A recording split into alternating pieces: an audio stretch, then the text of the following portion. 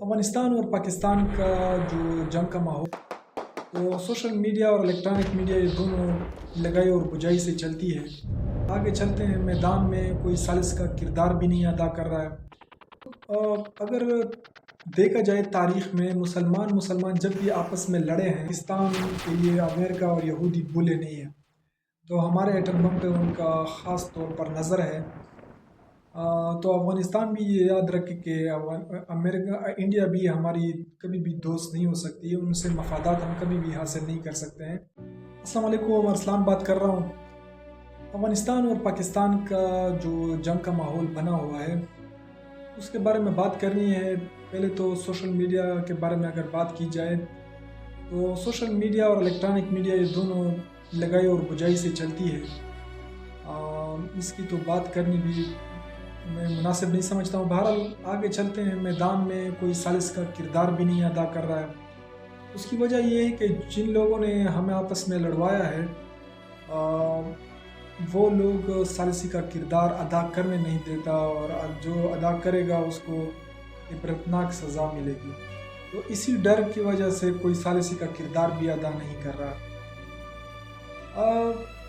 دوستو، اگر دیکھا جائے تاریخ میں مسلمان جب بھی آپس میں لڑے ہیں، تو وہ تب تک نہیں رکتے جب تک نہیں جاتے ہیں، لڑنے کے قابل نہیں رہتے۔ تمام طاقت استعمال کرنے کے بعد مطلب اس کے پاس طاقت ہی نہیں رہتی، تب وہ لڑائی خود بخود رک جاتی ہے۔ تو اس وقت جس نے ہمیں آپس میں لڑوایا ہوتا ہے، جیسا امریکہ ہے، پاکستان نے سعودیہ کے ساتھ ایک معاہدہ کیا ہے، اور یہودی کو یہودی کیوں کہتے ہیں؟ یہ ایک ضدی قوم ہے۔ مطلب کہاں کی بات اب تک اس نے اپنے دل میں اور ذہن میں رکھی ہوئی تھی، اور اسی سسٹم پہ چل رہے تھے، اور آج ہمارا حال دیکھو۔ تو دوستو، یہ پاکستان کے لیے امریکہ اور یہودی بولے نہیں ہیں، تو ہمارے ایٹم بم پہ ان کا خاص طور پر نظر ہے۔ اور ہماری جو تعریفیں کر رہا ہے امریکہ، ٹرمپ، وہ بھی مطلب دل میں کچھ رکھے ہوئے ہیں۔ اسی طرح انڈیا بھی اشرف غنی اور یہ امریکہ کی پٹو حکومت جو تھی اس پر انویسٹ کیے ہوئے تھے۔ تو افغانستان بھی یہ یاد رکھے کہ انڈیا بھی ہماری کبھی بھی دوست نہیں ہو سکتی ہے، ان سے مفادات ہم کبھی بھی حاصل نہیں کر سکتے ہیں۔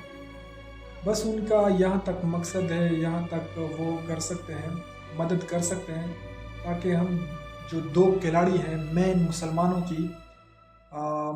کی فخر ہونا چاہیے تھا، وہ تھک جائے اور پھر ہم انٹری مارے، تو جو ہم چاہتے ہیں، ہماری دلی جو مراد ہیں، وہ پوری ہو جائے گی۔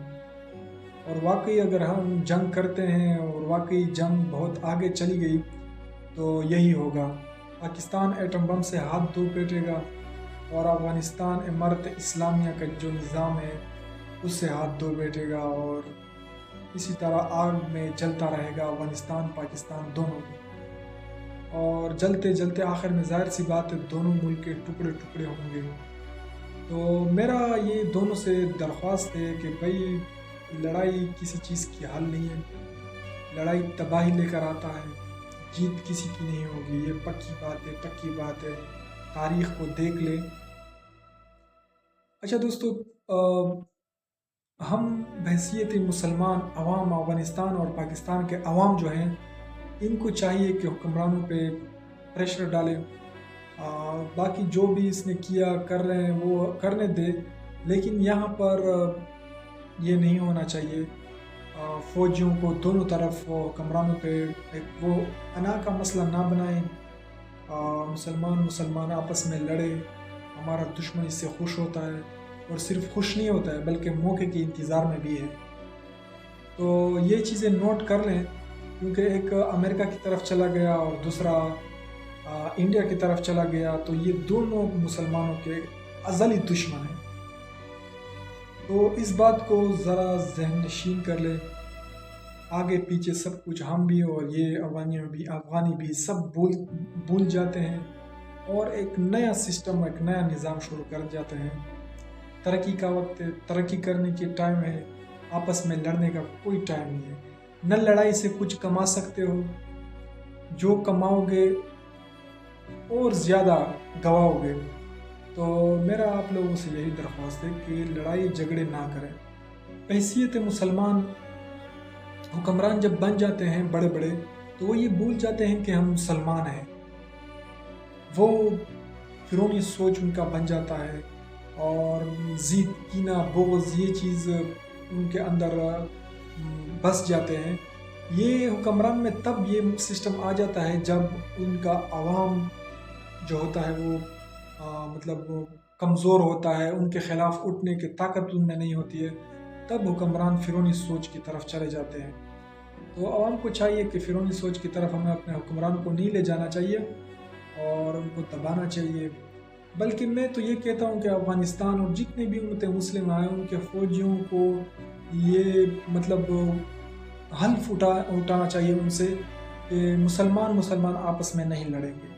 آپس میں لڑیں گے تو بھائی ان کا کوئی دفاع نہیں ہوگا، جو بھی پیچھے ہٹ سکتا ہے ان سے پیچھے ہٹو۔ تو بحیثیت مسلمان میں نے یہ 2-3 بار کہا ہے کہ وہ جو حضرت ابراہیم علیہ السلام کے لیے نمرود جو قوم نے آگ لگائی اور ان کے شعلے آسمان تک جاتے تھے، تو ایک چڑیا پانی منہ میں بھرا اور آگ کی طرف لے جانے لگا، تو کسی نے کہا کہ تیرے یہ 2-3 بوندیں آگ کا کچھ نہیں بگاڑ سکتی۔ تو چڑیا نے کہا کہ بھائی یہ حقیقت ہے کہ میرے جو بوندے ہیں پانی کے اس سے کچھ نہیں ہوگا، لیکن میں صرف اللہ کے دوست کے ساتھ مطلب خود کو پیش کرنا چاہتا ہوں اللہ کے سامنے، نہ کہ نمرود کے ساتھ۔